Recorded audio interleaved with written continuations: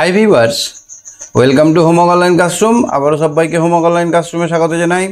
এসো আমরা দেখি ক্লাস 4 বাংলা বিষয়ের পড়াগুলো যেগুলো বাকি আছে সেগুলো একবার ভালো করে আমরা মন দিয়ে আজকে বুঝে নেব। চেষ্টা করব সবগুলো কমপ্লিট করার এবং পরের দিন থেকে আমরা কোশ্চেন অ্যান্সারগুলো করার চেষ্টা করব। আজকে যে সময় বাঁচে তাহলে আমরা আজকেও একটা কোশ্চেন অ্যান্সার করতে পারি। চলে এসো সবাই তাড়াতাড়ি, আমরা ক্লাস শুরু করি। বর্ষা হাত তোলো, আদিত্য রয় হাত তোলো, বর্ষা হাত তোলো।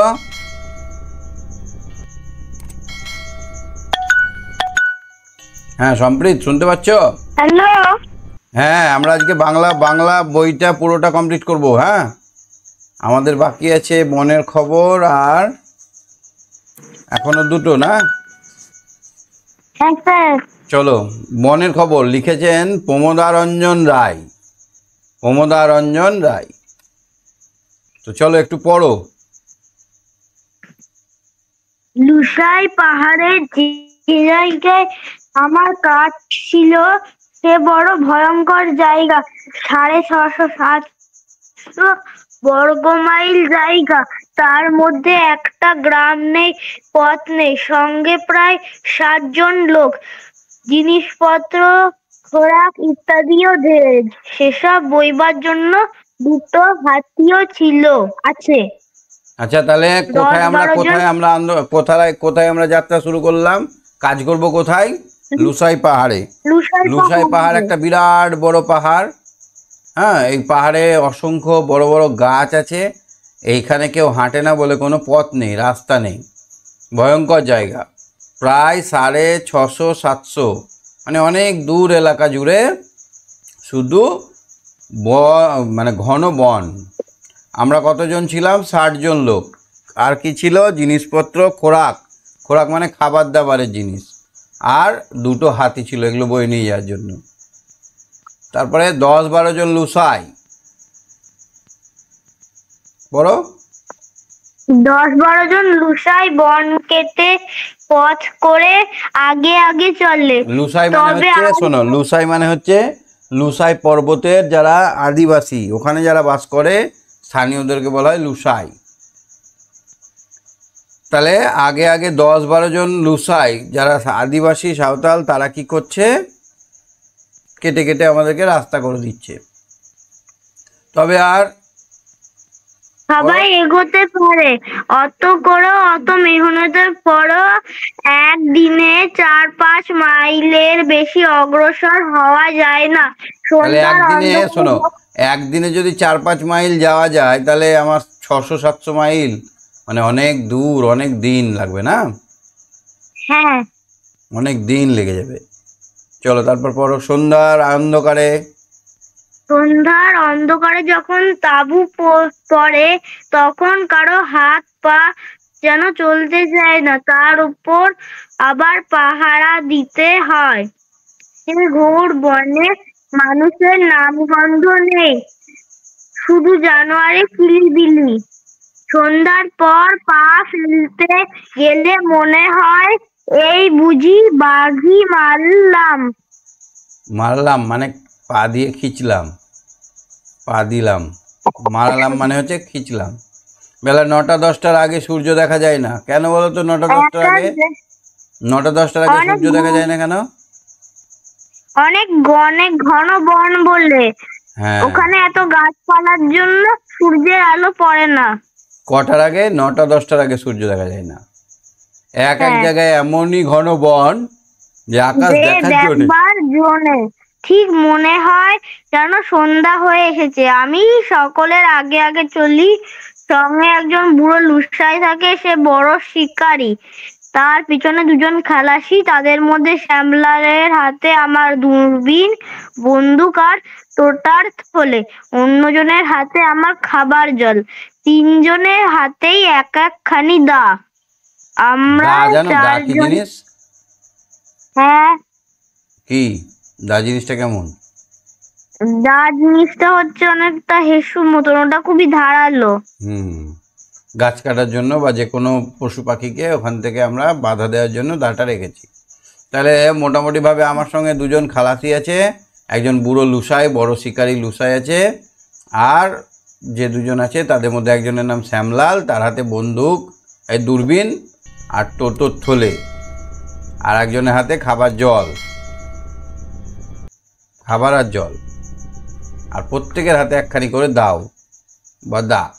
আমরা চারজনে গাছে দাগ কেটে অন্য সকলের 8 মাইল বা কিছু বেশি আগে আগে যাই, আর সেই দাগ দেখে লুসাই কুলিরা বন কেটে পথ তৈরি করে হাতি আর বাকি লোকেদের নিয়ে আসে।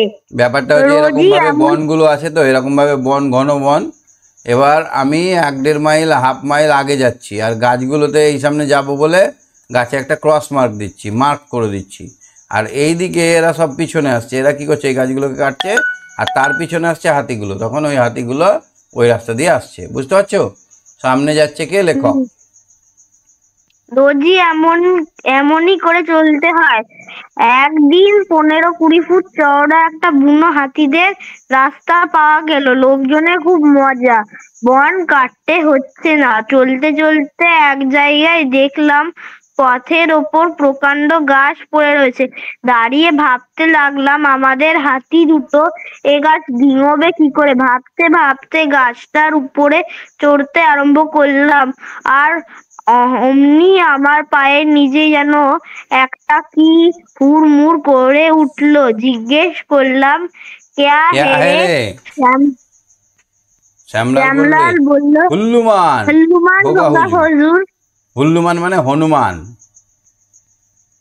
হুল্লুমান মানে হনুমান। বলতে না বলতেই সেটা গাছপালা ভেঙে কামানে গোলার মতো বেরিয়ে এলো এক গন্ডার। এক নজর আমাদের দিকে দেখেই ঘোট বলে দৌড় দিল। আমি পিছনের দিকে হাত বাড়িয়ে রয়েছি, শ্যামলাল বন্দুক দেবে, কিন্তু কোথায় শ্যামলাল?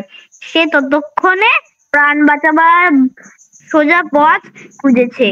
গাছ থেকে লাফিয়ে পড়ে শ্যামলালের হাত থেকে বন্দুক কেড়ে নিয়ে টোটা ভরে গন্ডার মারতে ছুটলাম। কিন্তু ততক্ষণে গন্ডার কোথায় যে গা ধাক্কা দিয়েছে, আর তাকে খুঁজে পেলাম না। তাহলে কি হলো ঘটনা? আমরা আগে আগে কাটতে কাটতে যাচ্ছি, হঠাৎ করে দেখছি একেবারে 40-50 ফুট মানে 20 ফুটের মতো একটা রাস্তা, 15-20 ফুটের মতো চওড়া একটা হাতি যাওয়ার রাস্তা।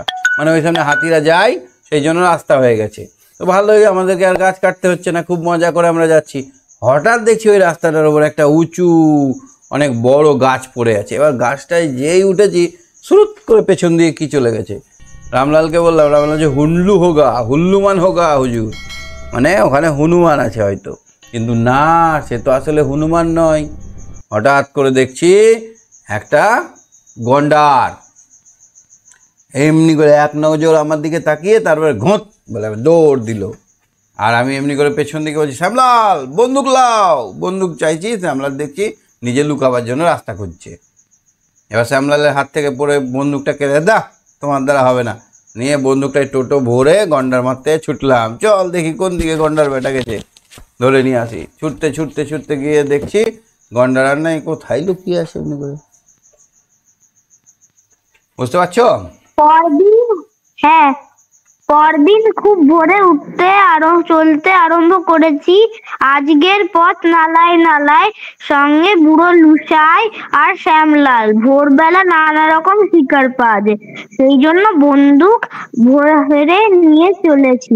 শিকার সামনে পড়ছে, কিন্তু মারতে পারছি না। একে ঘোর বন, তাই কুয়াশা। শিকার দেখতে না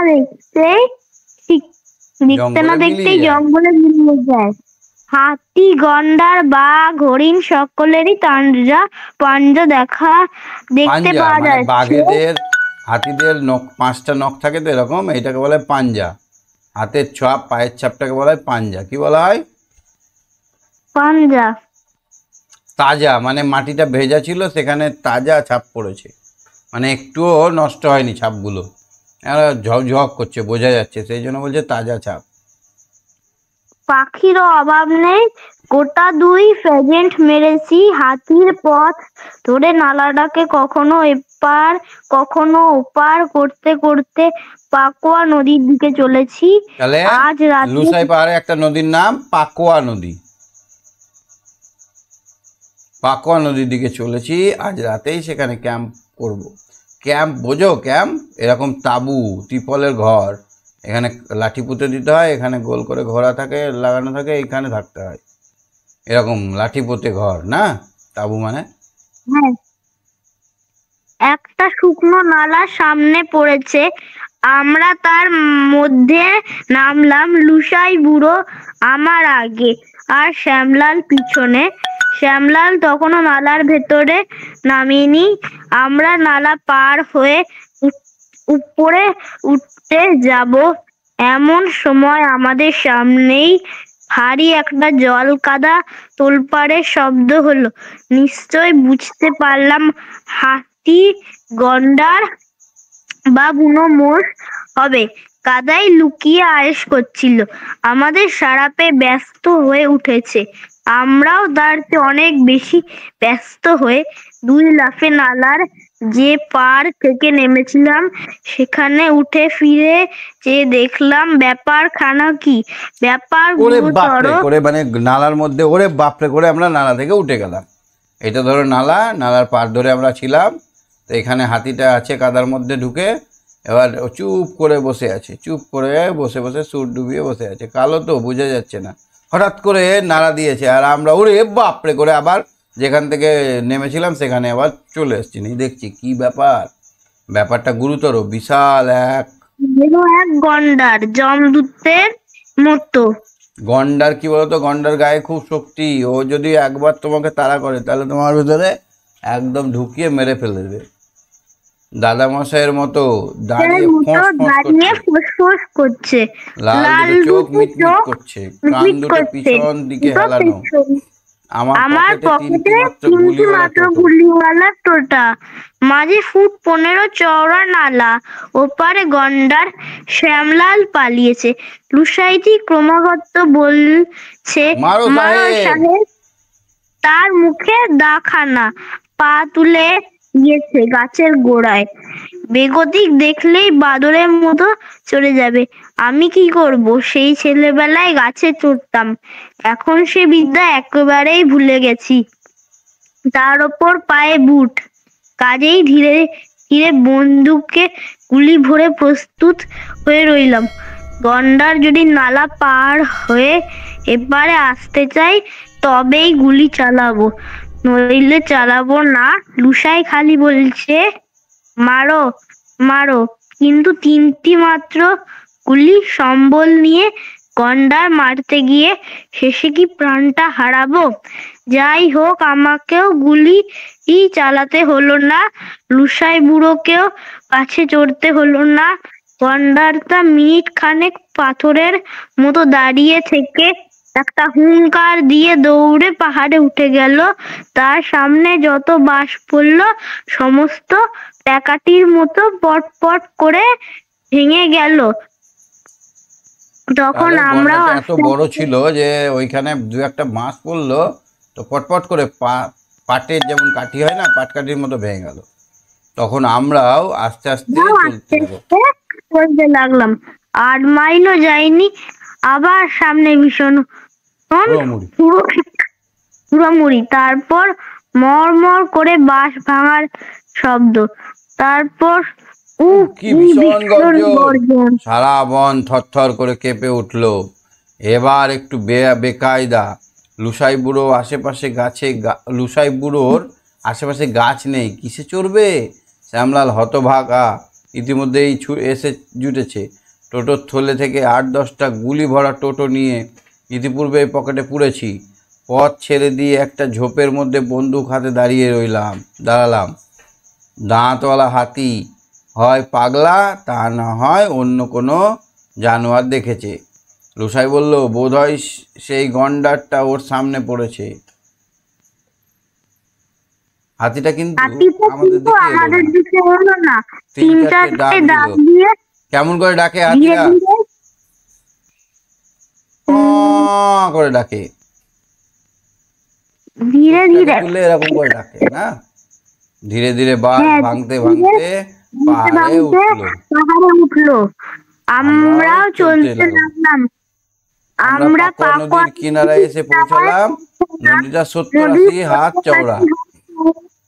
হবে, তাতে এক কোমর জল। নদীর ধারে হাতির পায়ের সাদা দাগ, একটার পিছনে একটা, তার পিছনে একটা, এমনি করে এক পাল হাতি গেছে। পায়ের দাগ দেখে আমি বললাম 5-7টা হাতি হবে। লুসাই বুড়ো ভালো করে দেখে বলল 40-45টার কম নয়।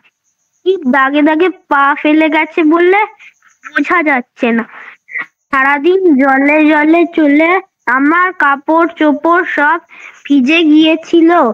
আমি পাহাড়ে হেলান দিয়ে বসে জুতো মোজা খুলতে আরম্ভ করলাম। লুসাইকে বললাম ওপারে গিয়ে তাঁবুর জায়গা দেখো। লুসাই ওপারে চলে গেল। শ্যামলালও বন্দুক তার সঙ্গে নিয়ে চলে গেল। আমি বসে বসে হু করে পিছনের লোকদের ডাকতে বললাম, খাবারওয়ালা খালাসি, তাদের খালাসি, সঙ্গে তাদের আমার সঙ্গে বেজায় আবার খিদে পেয়েছে। খিদে পেয়েছে মানে সবার খিদে বার পেয়েছে। বার দুই হু করে চেঁচিয়েছি। ফু, মানে কেমন করে চিৎকার বলে তো, ফু করে না সাদা এরা আদিবাসীরা, ওরকম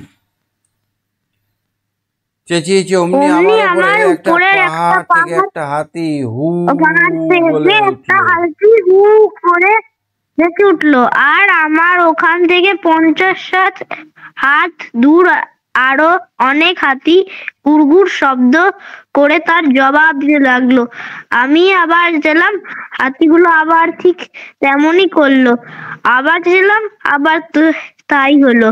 একটা হাতি পাহাড়ের উপরে হু করে আর বাকিগুলো নালার কিনারা থেকে গুড়গুড় শব্দ করে আর নাকে ফোঁস আওয়াজ করে। এমন সময় আমার মাথার ওপর থেকে মরমর করে বাঁশ ভাঙবার আওয়াজ হতে লাগলো। আর নদীর ওপার থেকে শ্যামলাল আর লুসাই বুড়ো ব্যস্ত হয়ে আমাকে ডাকতে লাগলো, চলে এসো। 3-4টে হাতি আমার চিৎকার শুনে দেখতে এসেছে।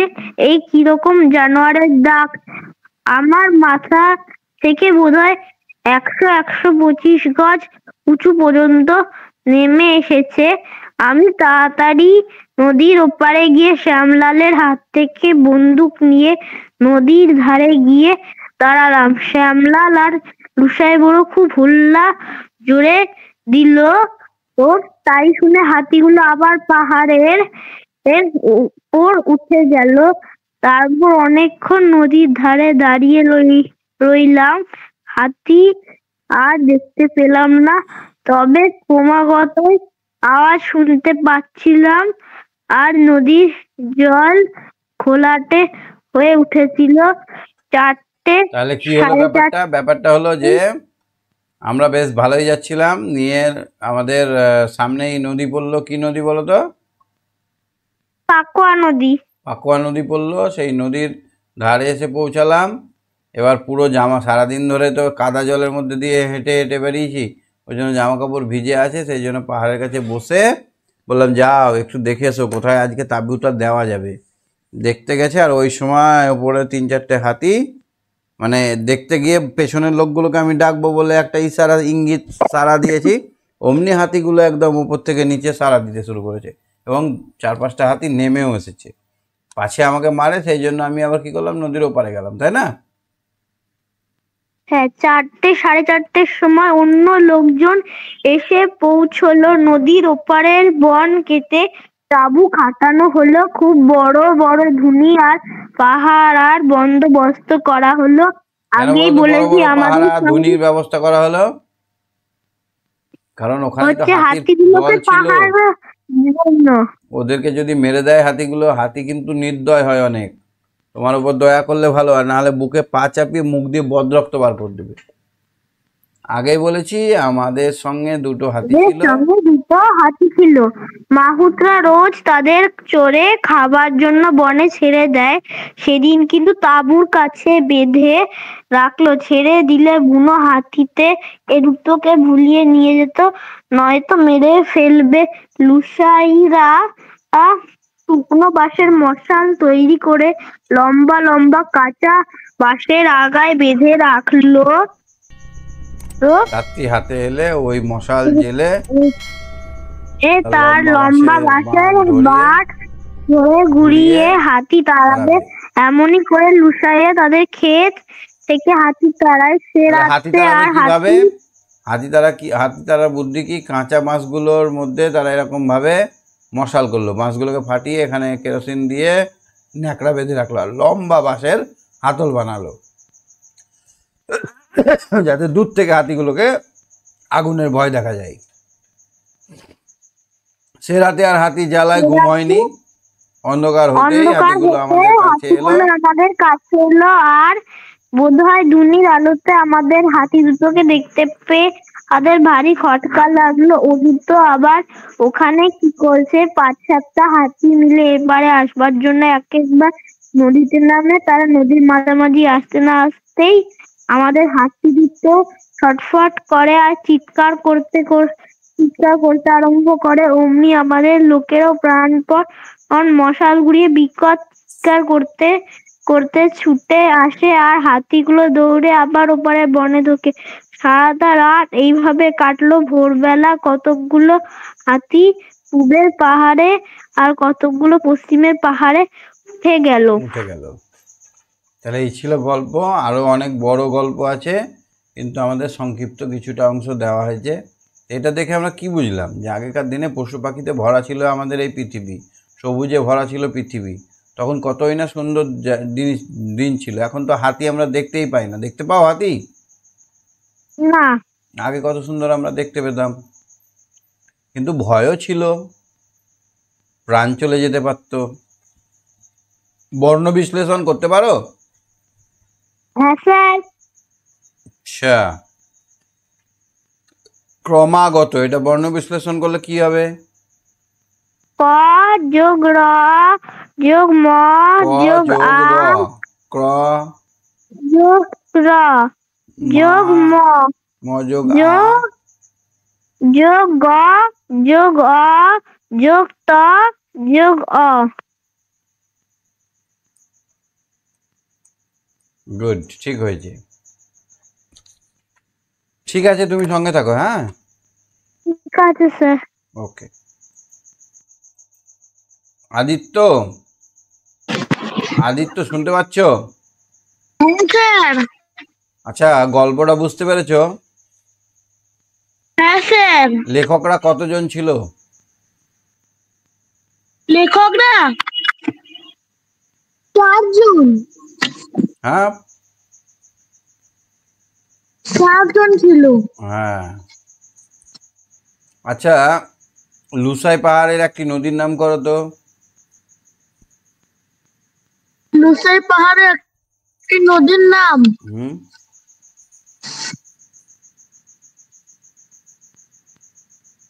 পাকোয়া। পাকোয়া নদী। হ্যাঁ, আমি তো বললাম ওটাই। হ্যাঁ, পাকোয়া নদী। এই তো পাকোয়া নদী। চলো কোশ্চেন গুলো দেখি। পাঞ্জাটাকে ভাঙলে আমরা কি পাবো? প যোগ আকারের আ যোগ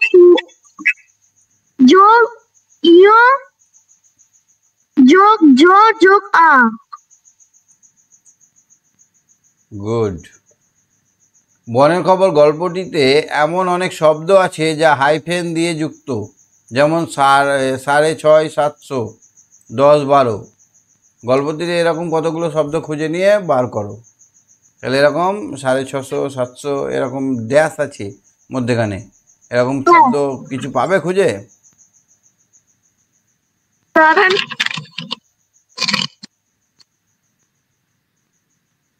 ড্যাশ আছে যেসব শব্দ? জল, কাদা, জল জল কাদা কাদা ফোস ফোস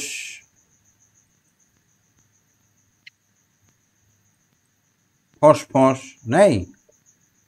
8-10টা, হ্যাঁ স্যার 8-10টা এরকম আরো আছে, খুঁজে নেবে। হ্যাঁ, হ্যাঁ স্যার ধনাত্মক শব্দ মানে পজিটিভ শব্দ, মানে অনেক বেশি পরিমাণে, বেশি বোঝাতে আমরা ব্যবহার করি ধনাত্মক শব্দ, অনেক বেশি।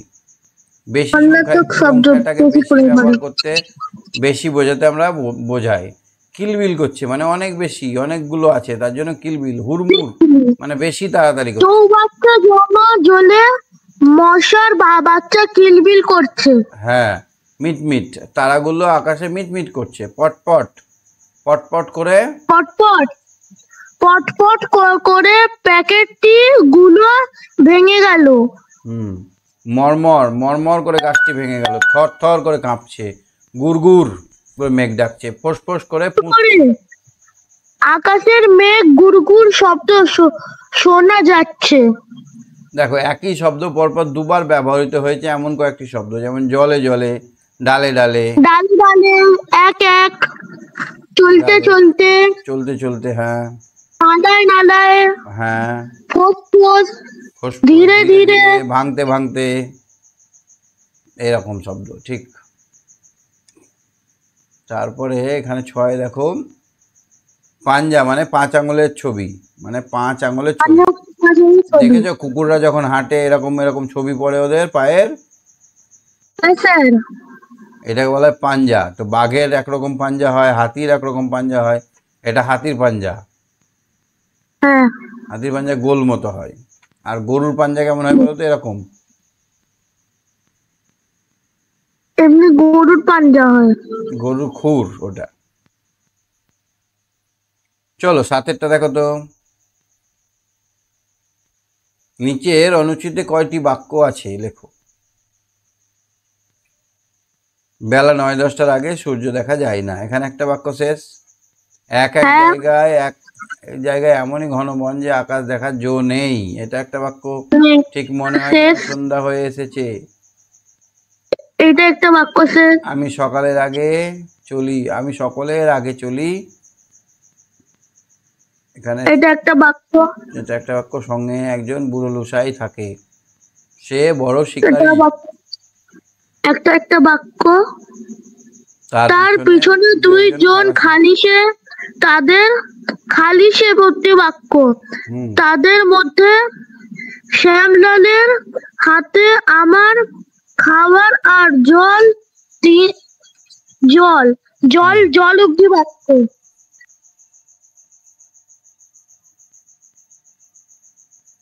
তারপর 3 জনের হাতেই এক একখানি দা, এটা একটা বাক্য।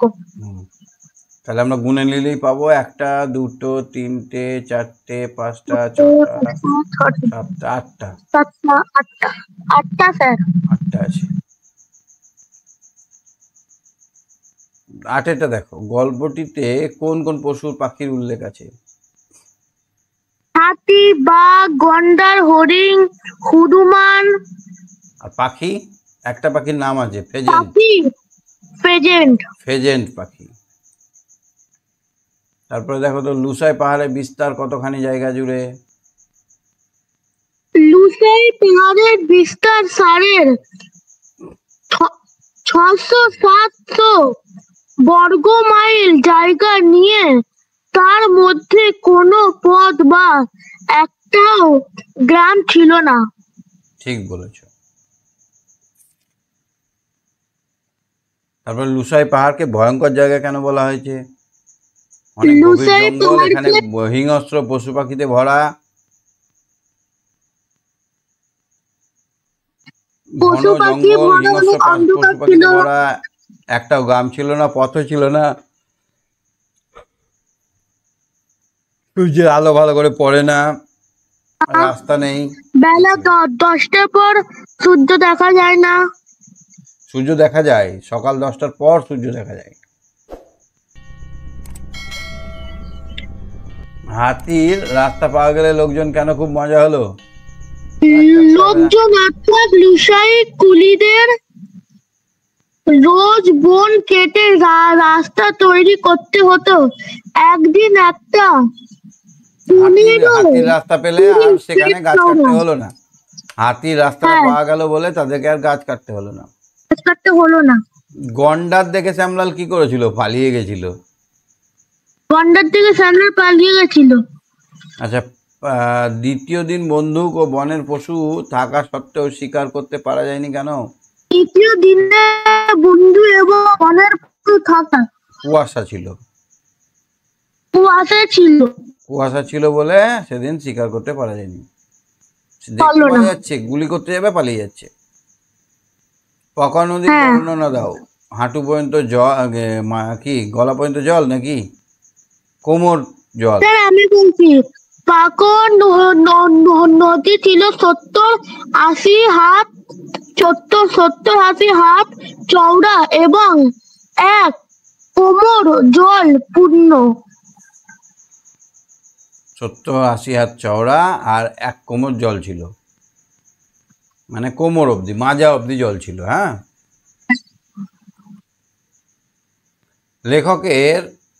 লেখকের হু চিৎকার শুনে হাতিরা কি করেছিল?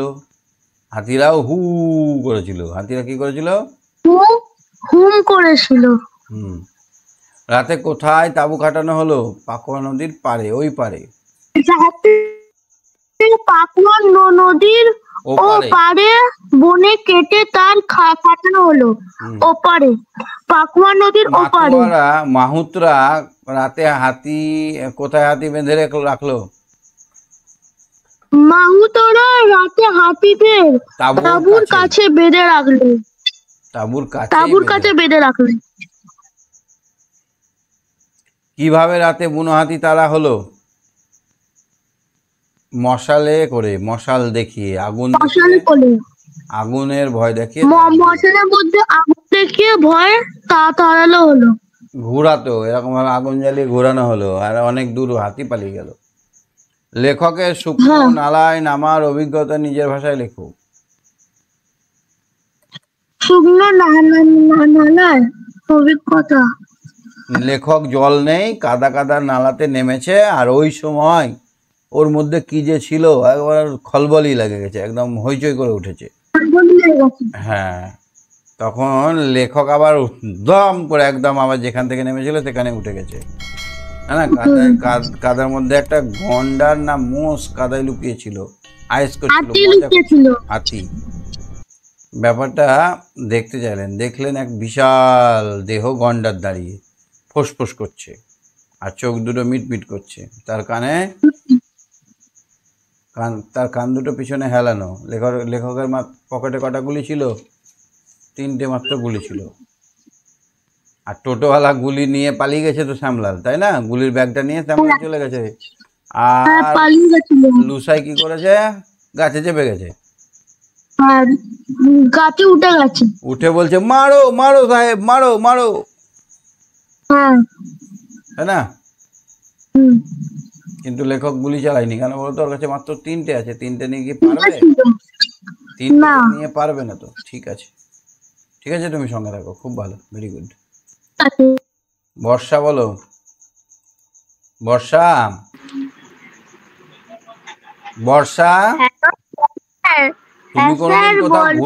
তুমি কোথাও ঘুরতে গেছো?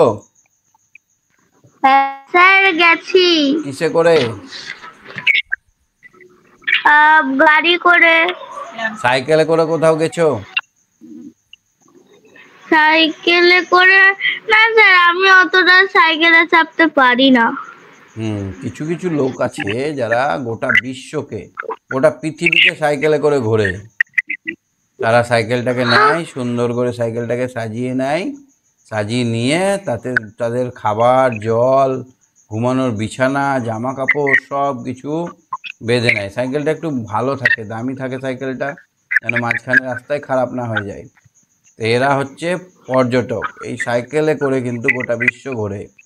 আজকে আমরা একটা গল্প পড়বো যেখানে কিন্তু সাইকেলে 2 চাকায় দুনিয়া ঘোরা যায়। 2 চাকায় দুনিয়া ঘোরা নিয়ে একটা গল্প আমরা আজকে এখন দেখব। ঠিক আছে, রিডিং করো দেখি। হ্যাঁ স্যার, পড়ছি। 2 চাকার দুনিয়া, বিমল মুখার্জি। আজ থেকে ঠিক 52 বছর আগে মা, বাবা, ভাই, বোন, আত্মীয়, বন্ধু ও ঘর বাড়ি ছেড়ে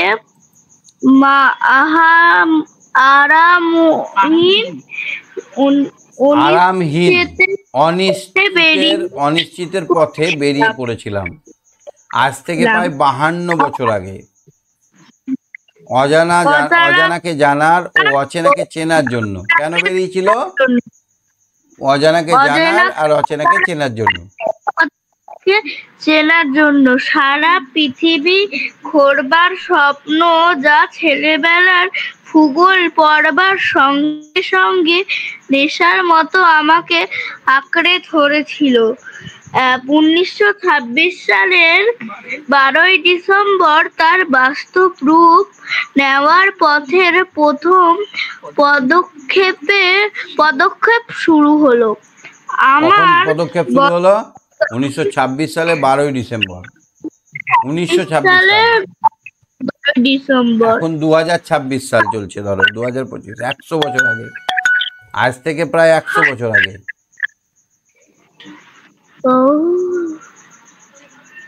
আজ থেকে প্রায় 100 বছর আগে এরকম করছিল লেখক। আমার বয়স ছিল 23, সঙ্গে 3 বন্ধু, অশোক মুখার্জি, আনন্দ মুখার্জি আর মনীন্দ্র ঘোষ। তাহলে লেখকরা কজন ছিলেন? 4 জন লেখক আর 3 জন ছিলেন। অশোক মুখার্জি আমাদের দলের নেতা, সাইকেল 4খানা আমাদের বাহন। তাহলে কিসে করে যাবে তারা? সাইকেলে করে যাবে। যাত্রা শুরু হলো কলকাতার টাউন হল থেকে। মহা আড়ম্বরে বিরাট এক জনসভার ব্যবস্থা হয়েছিল। বিশেষ ঘোষণা, আগামী 12ই ডিসেম্বর 1926 সালে কলকাতায় সাইকেলে করে গোটা পৃথিবী ঘুরবে 3-4 জন বাঙালি, তোমরা সবাই হাজির হও। অনেক লোক হাজির হয়েছিল সেখানে, সমারোহ করে কিন্তু শুরু হয়েছিল। প্রথম ভারতীয় দল ভূপর্যটক হয়ে পথে বেরোবে, এটাই ছিল ভারতের প্রথম দল। এই খবরটা বাঙালি মনে সেদিন এক বিপুল উদ্দীপনার উৎসাহের সৃষ্টি হয়েছিল।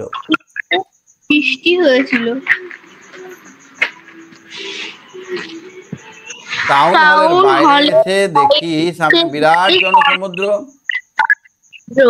রাত 9টার সময় চন্দননগরে বর্ধমান যাওয়ার কথা ছিল। যাবার কথা ঠিক হলো। 12টার সময় আমার আবার শুরু হলো জিটি রোড ধরে বর্ধমানের দিকে এগানো। জিটি রোড অনেক চওড়া ছিল, মোরাম দিয়ে বাঁধানো রাস্তা, এখন পিচ রোড থাকে। আগের দিনে কি ছিল? বাঁধানো, দুই ধারে বড় বড় গাছের ছায়া সারাদিন থাকতো। গাছের নিচ দিয়ে গরুর গাড়ি সার দুদিকে চলতো। কচ্ছিত কখনো কখনো এক একটা মোটর গাড়ি দেখেছি। তাহলে তখনও তো মোটর গাড়ি ছিল না, গরুর গাড়ি চলতো। ট্রাকে মাল বহনের রীতি তখনও হয়নি, তখন গরুর গাড়িতে করেই মাল বইতে হতো। সর্বত্র আদর আপ্যায়নের ভিতর দিয়ে আমরা এগিয়ে চলেছি। যেখানেই মোড় দেখে বলে এই বাঙালি 4 জনকে দেখছিস, এরা ভারতীয় প্রথম, এরা গোটা বিশ্ব ঘুরবে। মোগল সাম্রাজ্য কায়েমি হওয়ার আগে পাঠানবীর শেষ শাহ কলকাতা থেকে পেশোয়ার পর্যন্ত 1500 মাইল লম্বা এক চওড়া রাস্তা গ্র্যান্ড টাং বা জিটি রোড তৈরি করেছিলেন। কে জিটি রোড তৈরি করেছিলেন? শের শাহ। কে করেছিলেন?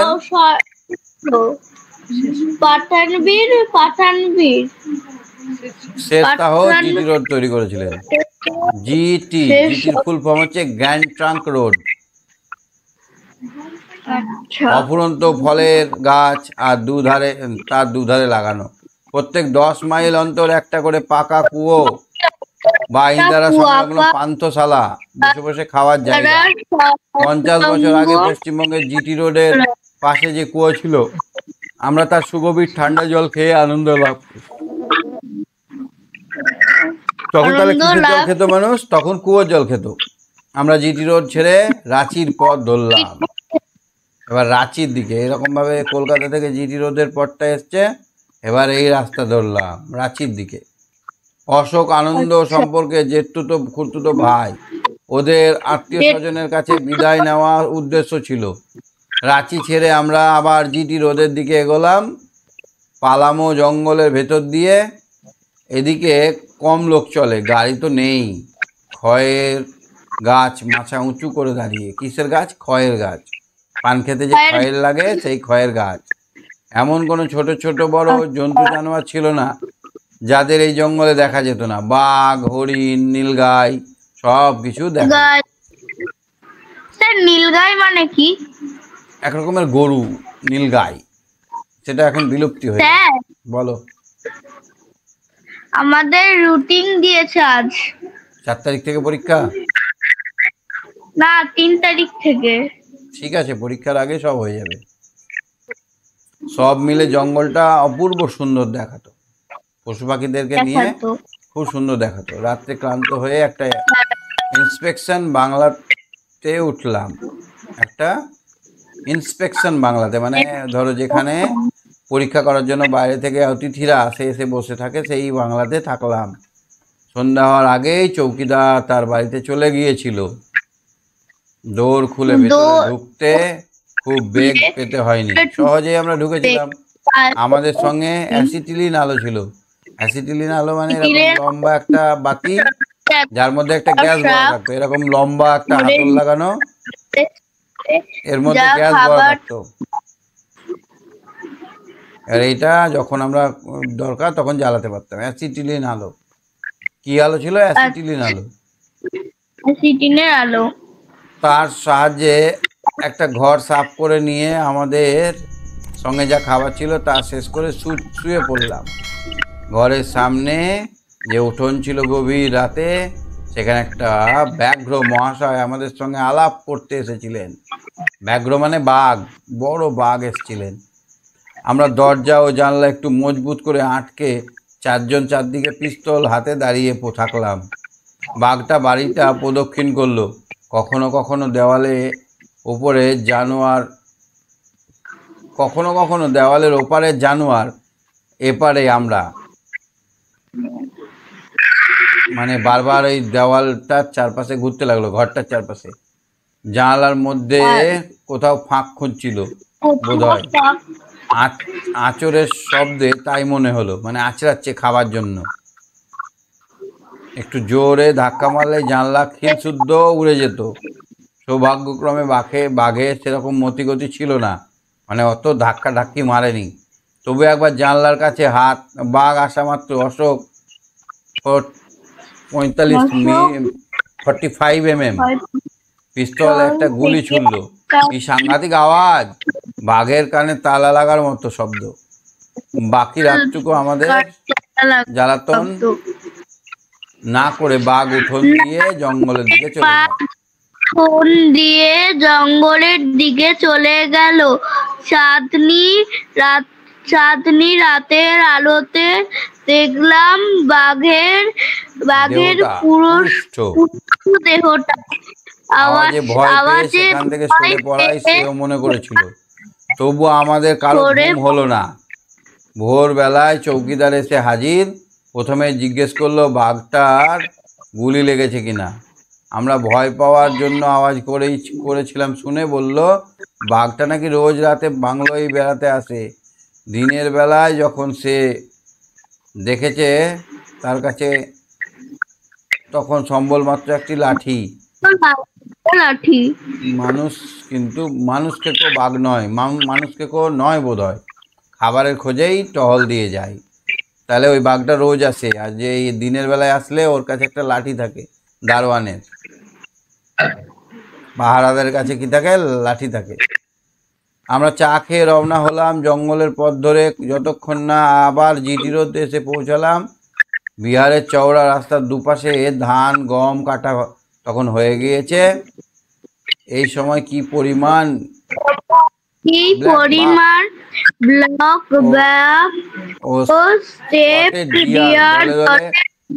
দেখা যেত। আজকের দিনে তা গল্প কথা বলে মনে হবে। মানে কি বলতো, দুদিকে হরিণ দেখা যেত। কি দেখা যেত? হরিণ দেখা যেত, হরিণ, সারস পাখিরা মাঠের উপর খাবার খুঁজে খেত। এক একটা গাছ ভর্তি ফ্লেমিঙ্গো, গঙ্গা, কখনো কখনো হেরন পাখি দেখা যেত। পাখিও দেখা যেত। সারাটা রাস্তা জুড়ে অগণিত ঘুঘু দেখা যেত। তার কারণ গরুর গাড়ি ভর্তি চাল গম নিয়ে যাওয়ার সময় ফুটো থলি দিয়ে বাইরে কিছুটা পড়তো, আর সেইগুলো পশু পাখিরা খেত। এইরকম পশু পাখি সারা জিটি রোডে দেখতাম।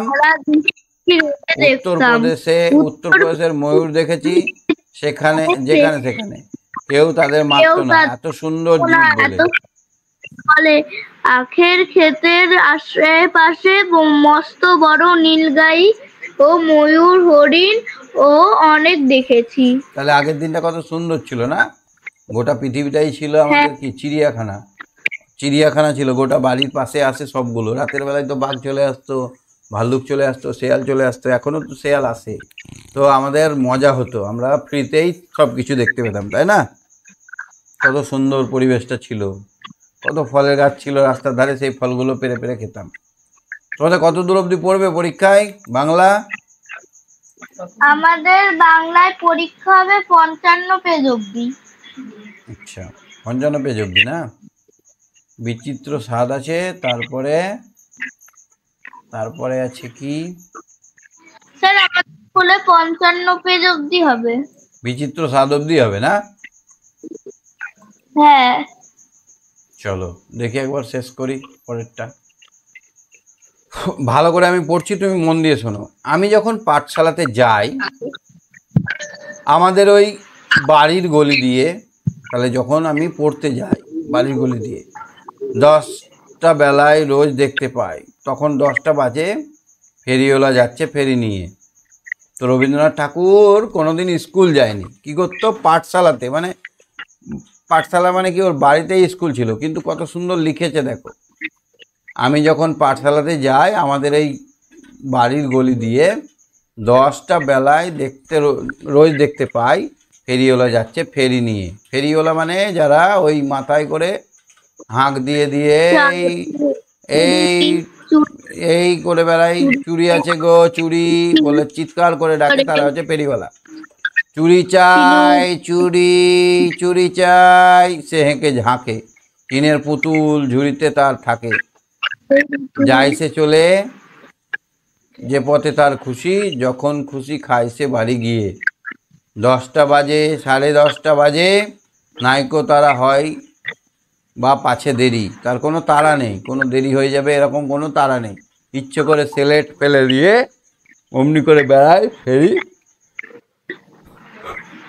নিয়ে ফেরি।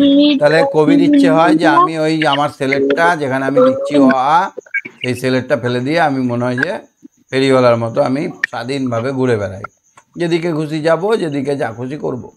আমি যখন হাতে মেখে কালি ঘরে ফিরি 4:30 বাজে, তাহলে যখন পড়াশোনা হয়ে যায়, তখন স্কুলে অনেক লেখাপড়া করতে হয়, তো তার জন্য তখন দোয়াত ছিল, একবার কালিতে ডুবাও একবার লেখো, একবার ডুবাও একবার লেখো, এমনি করে পড়ার পেনের রিফিলওয়ালা পেন ছিল না, মানে এরকম একটা পাত্রে রং লাগা থাকতো, কালি থাকতো, এখানে ডুবাতে হতো পেনটাকে, আর আবার খাতায় লিখতে হতো, 2-4টে অক্ষর লেখা যেত, আবার ডুবাতে হতো, আবার লিখতে হতো, আবার ডুবাতে হতো, এরকম ছিল। তো হাতে কালি লেগে যেত না, কি লাগতো? তো আমি যখন হাতে মেখে কালি ঘরে ফিরি 4:30 বাজে, কোদাল নিয়ে মাটি কোপায় মালি, তখন দেখি কত সুন্দর কোদাল দিয়ে আমাদের ফুল বাগানটা ঠিক করছে। বাবুদের এই ফুল বাগানের মাঝে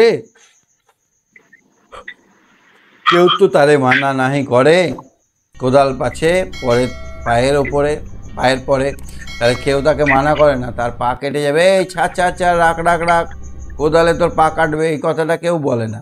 কিন্তু খোকন যদি নেয়, সঙ্গে সঙ্গে বলবে এই পা কেটে যাবে, চেখে দে। গায়ে মাথায় লাগছে কত ধুলো, কেউ তো এসে বকে না তার কাজে, মা তারে তো পরায় না সাপ জামা, ধুতি দিয়ে চায় না ধুয়ে দিতে চায় না ধুলোবালি। তাহলে সেই মালি সারাদিন কাজ করে, গায়ে হাতে কত ধুলো লাগে, আমাদের একটু ধুলো লাগলেই মারা বলে এই জামাটা ছাড় ধুলো লেগে গেছে। কিন্তু ওই মালিদের কেউ বলে না। ইচ্ছে করে আমি হতেম যদি বাবুদের ওই ফুল বাগানের মালিক। প্রথমে বলছে আমি যদি ফেরিওয়ালা হতাম খুব ভালো হতো, স্বাধীনভাবে যেখানে খুশি যখন খুশি আসতাম যেতাম। তেমনি বলছে আমি যদি ফুল বাগানে মালি হতাম, সারাদিন আমি কুপিয়ে কুপিয়ে ফুলের গাছের যত্ন নিতাম, আমার গায়ে ধুলো লাগতো, কেউ বকতো না, মা বকতো না, বাবা বকতো না, কেউ আমাকে সঙ্গে সঙ্গে জামা ছাড়িয়ে দিয়ে পরিষ্কার সাফ জামা পরাতো না, কত মজা হতো। একটু বেশি রাত না হতে হতে মা আমারে ঘুম পাড়াতে চাই, জানালা দিয়ে দেখিছে পথে পাগড়ি পরে পাহারাওয়ালা যায়। এবার যখন আমি ঘুমাতে যাচ্ছি, এই মা বলছে ঘুমা, আয় ঘুম যায়, ঘুম করে ঘুমা, কানে থাপড়ে থাপড়ে ঘুম পাড়াচ্ছে। কিন্তু আমি দেখতে পাচ্ছি বাইরে পাহারাওয়ালা চলে এসেছে, হাতে লণ্ঠন আর হাতে একটা লাঠি, পাগড়ি পরে পাহারাওয়ালা যায়। আধার গলি, লোক বেশি না চলে, গ্যাসের আলোয় মিটমিটিয়ে জ্বলে, গ্যাসের আলো মিটমিটিয়ে জ্বলে। তাহলে এই রাতের বেলায় অন্ধকার গলি, কোনো লোকজন নাই, কিন্তু পাহারাওয়ালার কোনো ভয় নাই, লণ্ঠনটি ঝুলিয়ে নিয়ে হাতে দাঁড়িয়ে থাকে বাড়ির দরজায়। তাহলে সবাই আমরা যখন ঘুমাই, এই বাড়ির দরজায় পাহারাওয়ালা লণ্ঠন হাতে নিয়ে দাঁড়িয়ে থাকে। রাত হয়ে যায় 10টা 11টা, কেউ তো কিছু বলে না, তার লাগি বলে ঘুমা, পাহারাওয়ালাকে কেউ বলে না। আমরা একটু জাগলেই ঘুমা ঘুমা করে, কিন্তু পাহারাওয়ালা রাত 10টা 11টা বেজে যায়, কেউ বলে না ঘুমা। ইচ্ছে করে পাহারাওয়ালা হয়ে গলির ধারে আপন মনে জাগি, মনে হয় যে আমি সারা রাত জেগে জেগে দেখি রাতের নৈসর্গিক দৃশ্যগুলো, কত সুন্দর সব জিনিসগুলো আমরা দেখি। তাহলে কবি প্রথমে কি হতে চাইলো? কবি প্রথমে ফেরিওয়ালা হতে চাইলো, তারপরে কি হতে চাইলো, তারপরে মালি হতে চাইলো, তারপরে পাহারাওয়ালা হতে চাইলো, তাই না বলো? হ্যাঁ, বুঝতে পারলে কবিতাটা? হ্যাঁ, বুঝতে পেরেছি। ঠিক আছে, কোশ্চেন অ্যান্সার গুলো দেখে নিও, পরের দিন আমরা বাংলার বিষয়ের কোশ্চেন নিয়ে আমরা হাজির হব। হ্যাঁ হ্যাঁ স্যার। ঠিক আছে।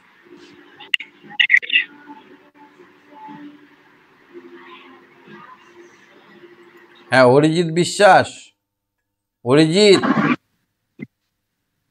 অরিজিৎ, অরিজিৎ,